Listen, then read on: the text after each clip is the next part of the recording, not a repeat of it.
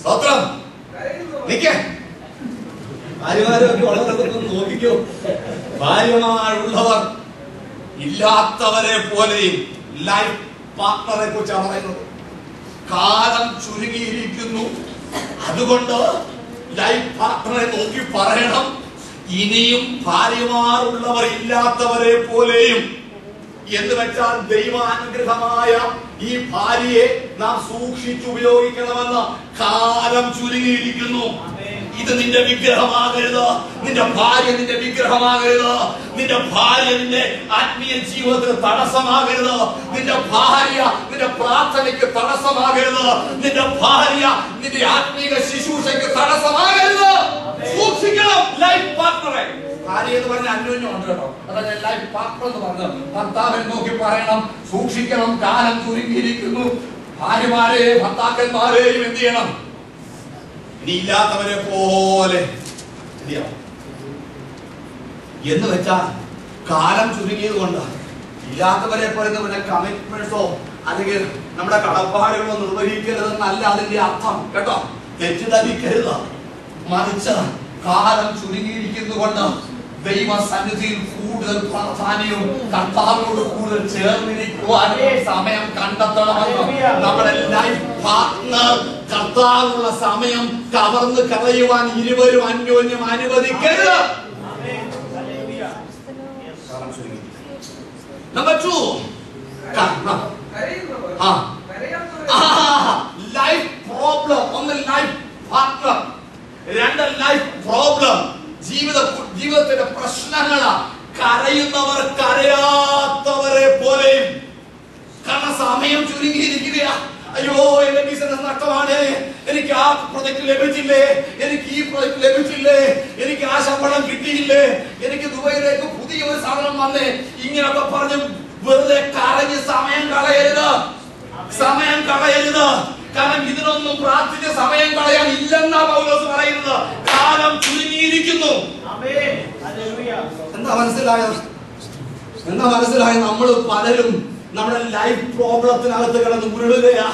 ഇതിന്റെ പുറകെ പോയി ദൈവത്തിന്റെ വരവിന്റെ സമയം ഓർക്കുവാനോ ഒരുങ്ങുവാനോ നമുക്ക് അവസരങ്ങൾ നാം നഷ്ടമാക്കുകയാ.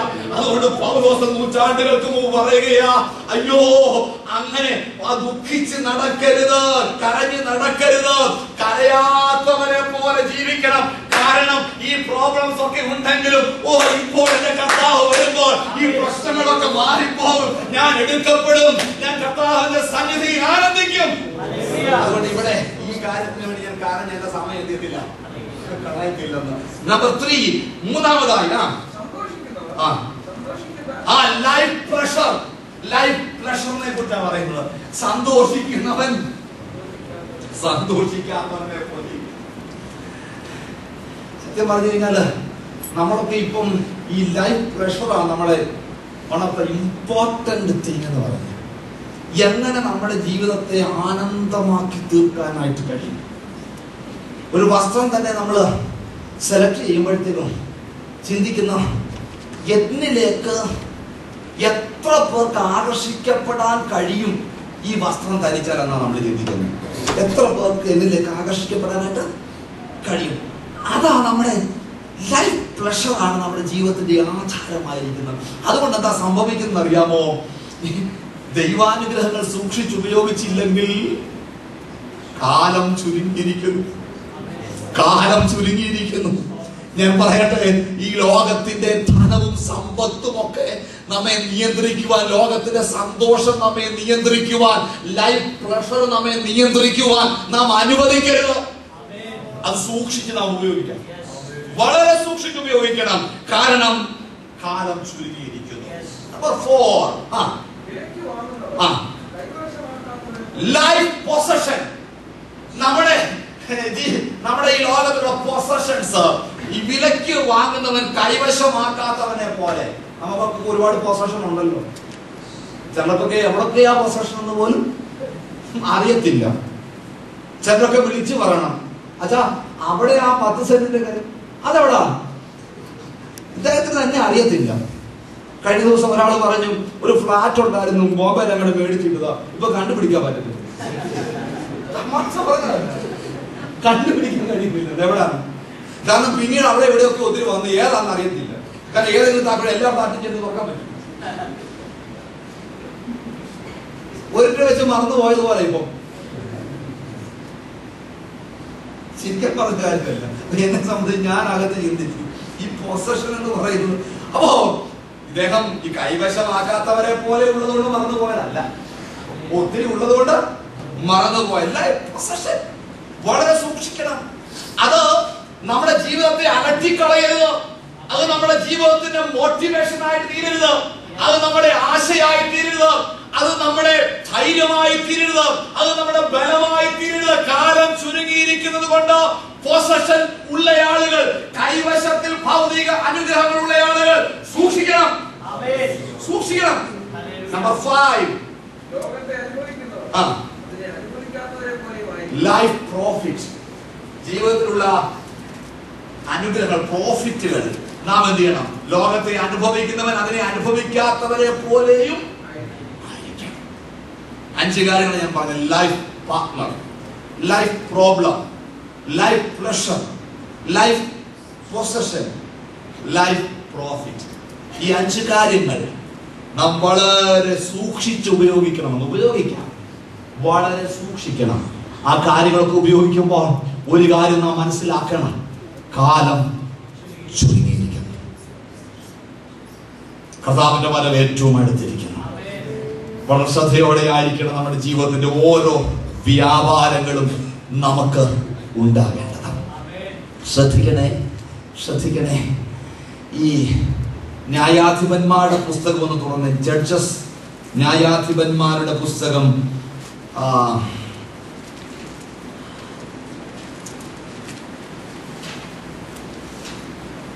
16-ാം അധ്യായത്തിന്റെ 19-ാമത്തെ വാക്യം മുതൽ 19-20 വാക്യങ്ങൾ ശിംശോനെ കുറിച്ചാണ് പറയുന്നത്, അല്ലേ? അതിൽ 20-ാമത്തെ വാക്യം ഒന്ന് വായിക്കൂ.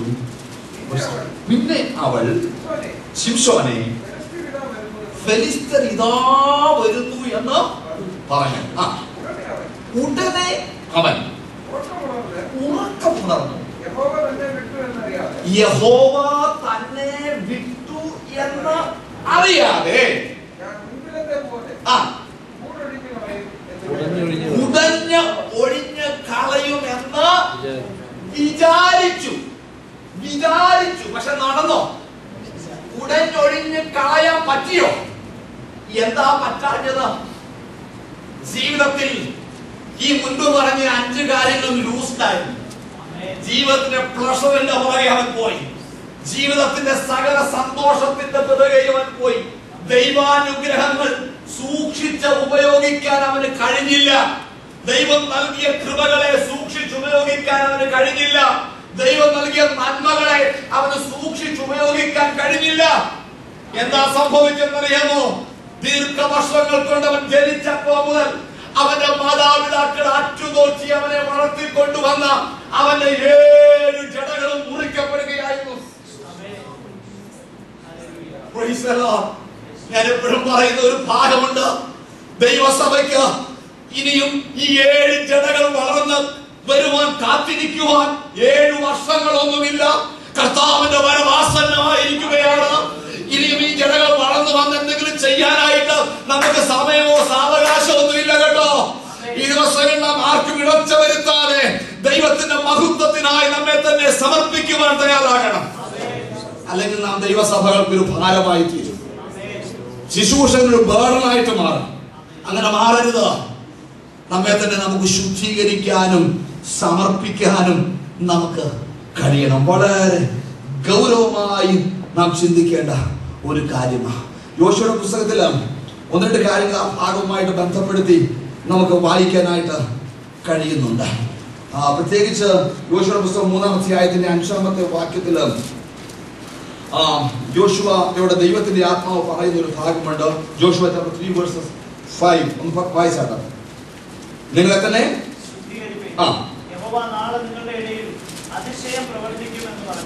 നോക്കുക.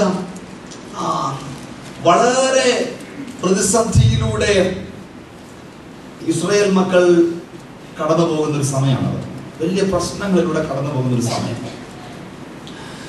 ഒരുപക്ഷെ നീണ്ട വർഷങ്ങൾ മോശ എന്ത് ചെയ്തു? ദൈവജനത്തെ നയിച്ചു. ഏറ്റവും അവസാനം ഇദ്ദേഹം നെബോ പർവ്വതത്തിന്റെ മുകളിൽ കയറി യോർദാൻ അക്കരെയുള്ള കനാൻ ദേശത്തിന്റെ കാഴ്ച വ്യക്തമായൊന്നും തനിക്ക് കാണാനായിട്ട് കഴിഞ്ഞില്ല. തന്റെ ശുശ്രൂഷ ദൈവം അവസാനിപ്പിച്ചിട്ടാണ്. തമ്പുരാൻ യോശുവയുടെ മേൽ എന്ത് ചെയ്തു? ആ ഉത്തരവാദിത്തം ഏൽപ്പിച്ചു. യോശുവ മുമ്പോട്ട് വന്നപ്പോഴാണ് പൊടുന്നനെയാണ് യോർദാൻ വരുന്നത്. ഒത്തിരി സമയമൊന്നുമില്ല.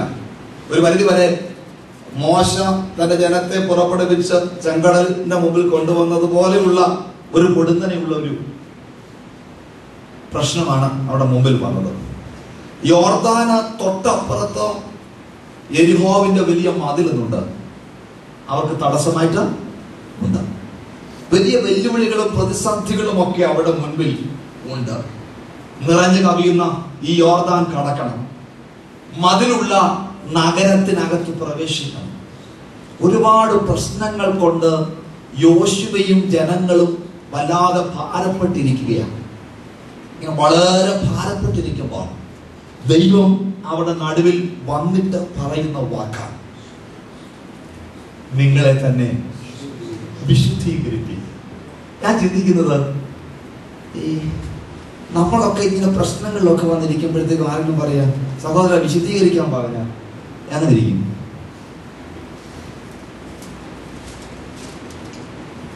നിങ്ങളെ തന്നെ വിശുദ്ധീകരിപ്പിക്കുക. ഇത് കർത്താവ് പറയുന്നത്, കാലമൊക്കെ ചുരുങ്ങിയിരിക്കുക, ഒരു വലിയ യുദ്ധത്തിന് വേണ്ടി നാം തയ്യാറായിരിക്കുകയാണ്. പ്രതിസന്ധികൾ നമ്മുടെ മുമ്പിൽ നിറഞ്ഞു കവിഞ്ഞൊഴുകുന്നുണ്ട്. വലിയ യോർദാൻ അപ്പുറത്തുമുള്ള വലിയ യെരിഹോവിന്റെ മതിലുകൾ നമ്മുടെ മുൻപിലുണ്ട്. ഇതൊക്കെ നമുക്കുണ്ടെങ്കിലും നമ്മെ തന്നെ വിശുദ്ധീകരിച്ചാൽ, നമ്മെ തന്നെ ദൈവസ്ഥനിൽ സമർപ്പിച്ചാൽ, സ്വർഗത്തിലെ ദൈവത്തിന്റെ അത്ഭുതത്തിന്റെ കരം നമുക്ക് നിശ്ചയമായി കാണാനായിട്ട് കഴിയും. യാതൊരു സംശയവുമില്ല.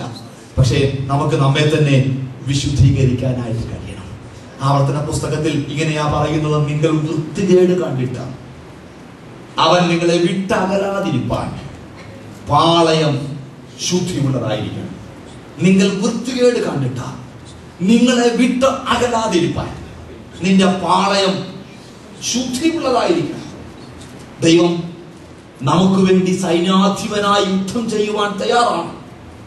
പക്ഷേ അവൻ വിശുദ്ധിയുടെ വസ്ത്രം ധരിച്ച സൈന്യാധിപനായി നമ്മുടെ മുൻപിലുള്ളത്. വിശുദ്ധിയില്ലാത്തിടത്ത് നമുക്ക് വേണ്ടി യുദ്ധം ചെയ്യുവാൻ ദൈവത്തിന് കഴിവില്ല. നമ്മുടെ പാളയത്തിലെ അശുദ്ധി ദൈവപ്രവർത്തിക്ക് തടസ്സമായിരിക്കും.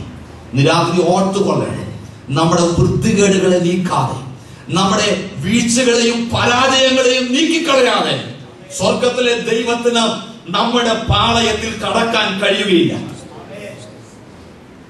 യോശുവോട് പറയുക, വിശുദ്ധീകരിക്കുക. എന്നാൽ ദൈവം എന്ത് ചെയ്യും? അത്ഭുതം പ്രവർത്തിക്കും. ഇവർ യെരിഹോ മതിലൊക്കെ കടന്നു അകത്ത് കയറി.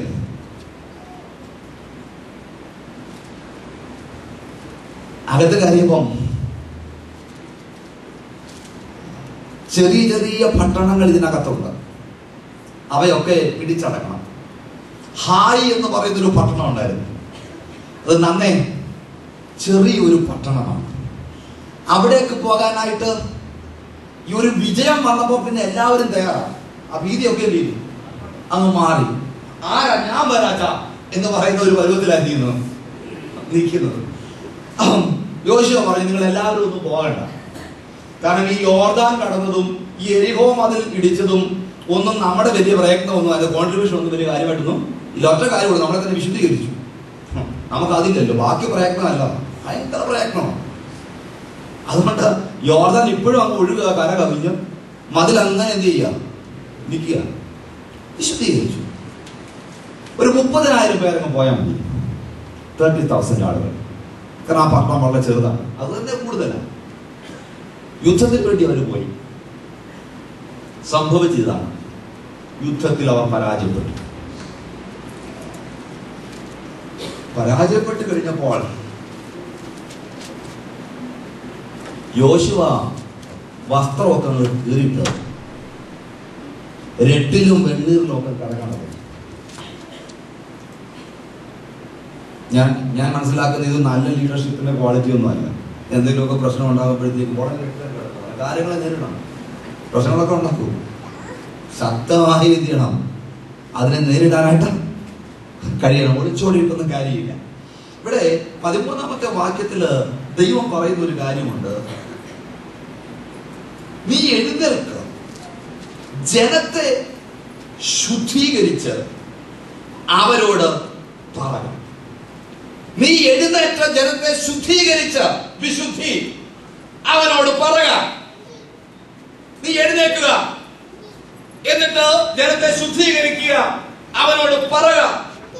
മറുപടി താമസിച്ചാൽ പിന്നെ കിടന്ന് ഉരുളേണ്ട കാര്യമില്ല.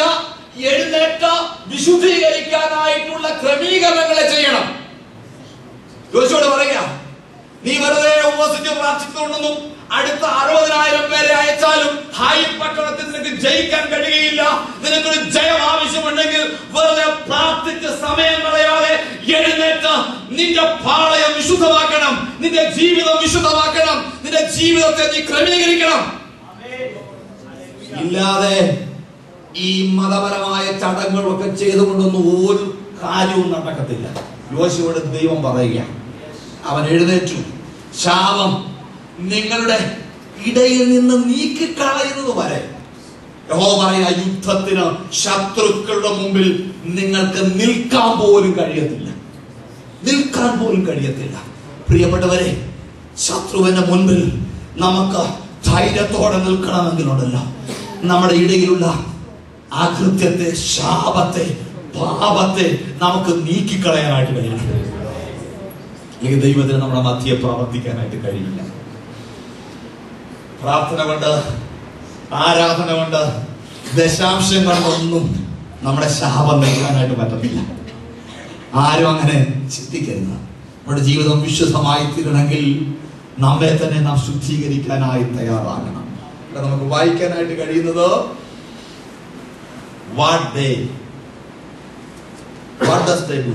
അവരെന്ത് ചെയ്യും? ഒരു ചെറിയ ചീട്ട് അവരിട്ടു. 12 ഗോത്രങ്ങളുടെ ചീട്ട്. അതിനകത്ത് നിന്ന് ഒരു ഗോത്രത്തിന്റെ ചീട്ട് അവരെടുത്തു. യഹൂദ ഗോത്രം. യഹൂദ എന്ന വാക്കിന്റെ അർത്ഥം എന്താ?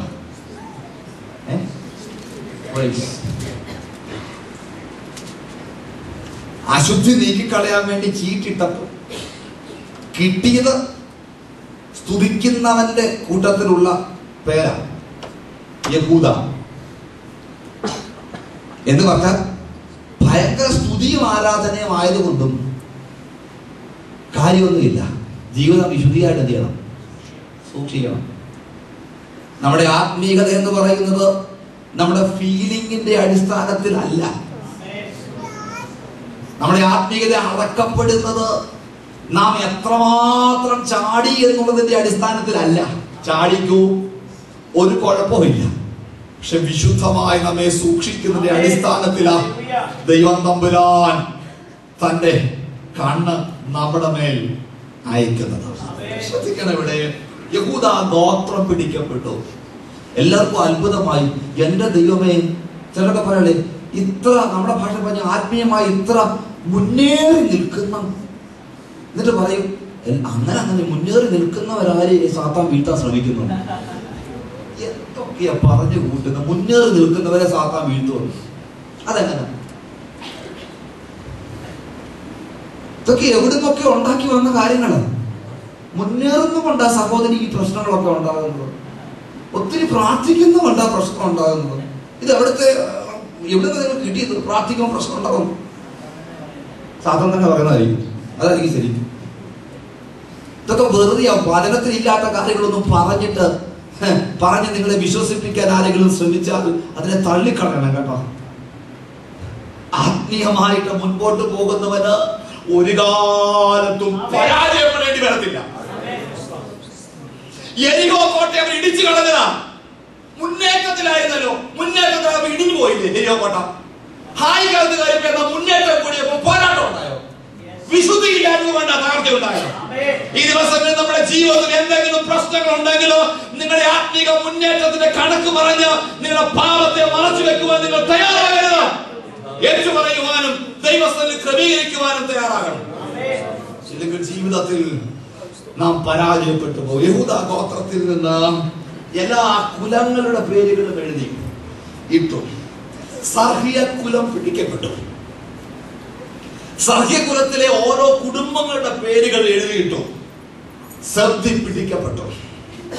സെബ്ദിയുടെ വീട്ടിലെ എല്ലാവരുടെയും പേരുകൾ എഴുതിയിട്ടു. ആഖാൻ പിടിക്കപ്പെട്ടു. ഏറ്റവും അവസാനത്തെ കണ്ണിയ ആഖാൻ പിടിക്കപ്പെട്ട് കഴിഞ്ഞപ്പോൾ വേദപുസ്തകത്തിൽ പറയുന്ന ഒരു വാക്യം ശ്രദ്ധിച്ച് നമ്മൾ വായിക്കേണ്ട കാര്യമാണ്. യോശുവ അവന്റെ അടുക്കൽ ചെന്ന് നമ്മളോട് പറയുകയാണ്, സൺ മകനെ, കൺഫസ് ഫസ്റ്റ്, ആദ്യം ഏറ്റുപറ, then praise. പിന്നെ എന്ത്? സ്തുതിക്കുക. ആദ്യം ഏറ്റുപറ, പിന്നെ സ്തുതിക്കുക. വായിൽ എനിക്ക് തോന്നിയ കാര്യം എല്ലാം ശരിയാകണമെന്നൊന്നും ഇല്ല. എങ്കിലും എനിക്ക് ആ സംഭാഷണത്തിൽ നിന്ന് ഒപ്പിയെടുക്കാൻ കഴിഞ്ഞത് ഇവൻ ചീട്ടിട്ട് പിടിക്കപ്പെടുമ്പോഴും നിയന്ത്രണമില്ലാതെ സ്തുതിക്കൊണ്ടിരിക്കുക. അവന്റെ രണ്ട് ഷോൾഡറിലും കൈവച്ചിട്ട് യോശുവ പറയുക, മകനെ, നീ ആദ്യം ഏറ്റുപറ, നിന്റെ കുറ്റം ഏറ്റുപറ. സ്തുതി കൊണ്ട് നിന്റെ കുറ്റത്തെ മറയ്ക്കാൻ നിനക്ക് കഴിയത്തില്ല. ആരാധന കൊണ്ട് നിന്റെ പാപത്തെ മൂടാൻ കഴിയത്തില്ല. പാസ്റ്റർ കണ്ണിനെ നിനക്ക് മൂടാൻ കഴിയും. യോശുവയുടെ കണ്ണിനെ നിനക്ക് മൂടാൻ കഴിയും. പാളയത്തിലെ ജനത്തിന്റെ മുൻപിൽ നിനക്കൊരു ആത്മീക പരിവേഷം ഉണ്ടാകും. ഒരു തെറ്റായ ഡിസിഷൻ ആണ് ഞങ്ങളുടെ നേതാവ് എടുക്കുന്നതെന്ന് ചിലപ്പോൾ നിന്റെ കുലത്തെ കൊണ്ടോ നിന്റെ നാട്ടുകാരെ കൊണ്ടോ നിനക്ക് പറയിപ്പിക്കാം. പക്ഷേ ദൈവം നിന്റെ സ്തുതി സ്വീകരിക്കണമെങ്കിൽ നിന്റെ പാപം ആദ്യം ഏറ്റുപറയണം. ആദ്യം ഏറ്റുപറ, പിന്നെ ദൈവത്തെ സ്തുതിക്കാൻ പറഞ്ഞു. പക്ഷെ അവൻ ചെയ്തില്ല കേട്ടോ, അവൻ ചെയ്തില്ല. സംഭവിച്ചത് they stoned him, they burned him. അവനെ കല്ലെറിഞ്ഞു, അവനെ ചുട്ടുകളഞ്ഞു. എന്നിട്ട് ചുട്ടുകളഞ്ഞ സ്ഥലത്ത് ഒരു വലിയ കൽക്കൂമ്പാരം ഉണ്ടാക്കി. എന്തിനു വേണ്ടിയെന്നറിയാം ആ കൽക്കൂമ്പാരം ഉണ്ടാക്കി വെച്ചത്?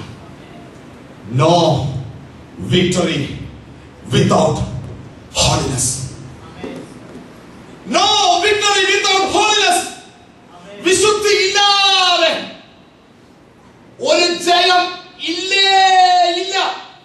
ഇന്ന് രാത്രി ഞാൻ പറയട്ടെ, ആത്മീയ ജീവിതത്തിൽ നാം ജയാളികളായി ജീവിക്കണമെങ്കിൽ, ആത്മീയ ജീവിതത്തിൽ പടക്കുതിരയായി നമുക്ക് മുന്നേറാൻ കഴിയണമെങ്കിൽ ഒരൊറ്റ വഴിയേ ഉള്ളൂ, വിശുദ്ധരായി ജീവിക്കുക. അല്ലാതെ വേറെ ഒരു കുറുക്ക് വഴിയും വിശുദ്ധ വേദപുസ്തകം എന്റെ ബൈബിൾ പറയുന്നില്ല. ഒരു വഴി നമുക്ക് വിശുദ്ധ വേദപുസ്തകത്തിൽ കണ്ടെത്താനായിട്ട് കഴിയുന്നില്ല. ഒരൊറ്റ വഴിയേ ഉള്ളൂ, വിശുദ്ധിയോടെ മുൻപോട്ട് പോകുക. ദൈവമക്കളുടെ സമയം മെനക്കെടുത്തരുത്. ശുശ്രൂഷകന്മാരുടെ ശുശ്രൂഷയൊന്നും തടസ്സപ്പെടുത്തരുത്. ഈ ദിവസങ്ങളിൽ ദൈവസന്നിധിയിൽ ക്രമീകരണത്തോടെ വിശുദ്ധിയോടെ കർത്താവിന്റെ വരവിന് വേണ്ടി ഒരുങ്ങുവാൻ തക്കവണ്ണം നാം തയ്യാറെടുക്കേണ്ട കാലം കഴിഞ്ഞു. കാലം ചുരുങ്ങിയിരിക്കുന്നു. ഇനി അധികം സമയമില്ല. വിശുദ്ധിക്ക് വേണ്ടി നമ്മെ തന്നെ ഒന്ന് സമർപ്പിക്കാൻ കഴിയുമോ? നമ്മുടെ പാളയത്തിൽ എന്തെങ്കിലും അശുദ്ധി ഉണ്ടോ? അകൃത്യം നമ്മുടെ ജീവിതത്തിലുണ്ടോ? നമ്മുടെ ജോലി സ്ഥാനത്തുണ്ടോ? നമ്മുടെ ജീവിതത്തിലുണ്ടോ? നമ്മുടെ കുടുംബത്തിൽ എന്തെങ്കിലും അശുദ്ധമായ കാര്യപരിപാടികൾ ഉണ്ടോ? മറച്ചു വെക്കപ്പെട്ട എന്തെങ്കിലും ഉണ്ടോ? ഒരു ചെറിയ കുറ്റമാണ് താൻ ചെയ്തത്, വലിയ കൊള്ളയൊന്നും കൊണ്ടുവന്നില്ല. ഒരു മനുഷ്യന് മാനേജ് ചെയ്യാൻ കഴിയുന്ന ചില സാധനങ്ങൾ മാത്രമാണ് അവിടുന്ന് കൊണ്ടുവന്നത്. ഒരു വലിയ കൊള്ളയൊന്നുമായിട്ട് എനിക്ക് മനസ്സിലാക്കാൻ കഴിഞ്ഞിട്ടില്ല. പക്ഷേ ഒരു കാര്യമുണ്ട്, ഒറ്റ കാര്യം നിങ്ങൾ ശ്രദ്ധിക്കേണ്ട കാര്യമുണ്ട്. അതൊന്നും ദൈവത്തിന് പ്രശ്നമല്ല. നിന്റെ പാളയത്തിൽ അകൃത്യമുണ്ടെങ്കിൽ ദൈവത്തിന് നിന്നോടുകൂടെ ചേർന്ന് യുദ്ധം ചെയ്യാനായിട്ട് കഴിയുകയില്ല. ഇന്ന് രാത്രി എത്ര പേർക്ക് ദൈവസന്നിധിയിൽ നാം നിങ്ങളെ തന്നെ സമർപ്പിക്കാനായിട്ട് കഴിയും? ഒരു നിമിഷം നമുക്ക് ദൈവസന്നിധിയിൽ എഴുന്നേറ്റ് നിൽക്കാം. എല്ലാ പ്രിയപ്പെട്ടവർക്കും ദൈവസന്നിധിയിൽ എഴുന്നേറ്റ് നിൽക്കാം.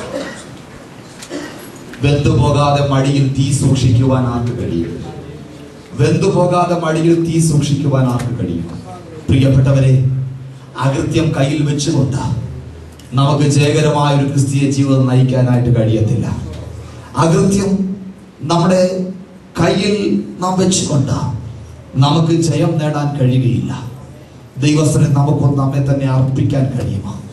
ദൈവത്തിന്റെ വചനത്തിന് മുൻപാകെ നമ്മെ തന്നെ ഒന്ന് ഏൽപ്പിച്ച് നൽകാനായിട്ട് കഴിയുമോ? കർത്താവേ, ഇതാ പ്രത്യേക ഈ സഭയുടെ ഉപവാസ പ്രാർത്ഥനയുടെ ആദ്യ രാത്രി കൂടിയാണിത്. ഈ ദിവസങ്ങളിൽ നമുക്ക് വലിയൊരു ശുദ്ധീകരണത്തിന്റെ അനുഭവം ഉണ്ടായിരിക്കണം. കാലം ചുരുങ്ങിയിരിക്കുന്നു. ഭാര്യമാർ ഉള്ളവർ ഇല്ലാത്തവരെ പ്രായം. ദൈവത്തിന്റെ സന്നിധിയിൽ ഈ ദിവസങ്ങളിൽ ദുഃഖിച്ച് കരയാതെ, സമയം മെനക്കെടുക്കാതെ നമ്മുടെ പാളയത്തെ ശുദ്ധീകരിക്കുന്ന ഒരു ദിവ്യാനുഭവത്തിലേക്ക് നമുക്ക് നമ്മെ തന്നെ സമർപ്പിക്കാനായിട്ട് കഴിയണം. നിങ്ങളുടെ ഹൃദയങ്ങളിൽ ദൈവസന്നിധിയിൽ ഏറ്റുപറയുവാനും ക്രമീകരിക്കുവാനും സമർപ്പിക്കുവാനുമുള്ള ഒരു പ്രത്യേക സമയമാണ് ഈ സമയം. ദിവസം നിങ്ങളെ തന്നെ സമർപ്പിച്ച് പ്രാർത്ഥിച്ചാണ്. ഇവിടെ എന്ത് നടക്കുന്നു എന്നുള്ളത് സ്വർഗത്തിലെ ദൈവത്തിന് നന്നായിട്ട് അറിയാം. തമ്പുരാന്റെ കരങ്ങളിൽ നമ്മെ തന്നെ ഏൽപ്പിച്ച് നൽകാൻ കഴിയുമോ? മകനെ, മകളെ, ഏറ്റുപറഞ്ഞ് ദൈവത്തെ സ്തുതിക്കാം. ഏറ്റുപറഞ്ഞ് ദൈവത്തിന് മഹത്വം അർപ്പിക്കാം. കർത്താവിന്റെ മഹത്വത്തിനായി ഇന്ന് രാത്രി നമ്മെ തന്നെ നമുക്ക് സമർപ്പിക്കാനായിട്ട് കഴിയുമോ? ഇന്ന് നമുക്ക് നമ്മെ തന്നെ വിശുദ്ധീകരിക്കുവാൻ കഴിയാൻ, തുടർന്നുള്ള ജീവിതത്തിന്റെ യാത്രയിൽ ദൈവത്തിന്റെ വലിയ തേജസ്സിന്റെ അനുഭവങ്ങൾ നമുക്ക് പ്രാപിക്കാൻ കഴിയും. അവന്റെ മഹത്വത്തിന്റെ അനുഭവങ്ങൾ നമുക്ക് കാണുവാനായിട്ട് കഴിയും. ഈ ദിവസങ്ങളിൽ നമ്മെ തന്നെ സൂക്ഷിക്കുവാനുള്ള അവസരമാണ്. ശിംശോനെ മുറിച്ച് കളയപ്പെട്ട 7 ജടകൾ ഇനിയും വളർന്നു വന്ന് കാത്തിരിക്കുവാനൊന്നും ദൈവസഭയ്ക്കോ നമുക്കോ ഒന്നും സമയമില്ല.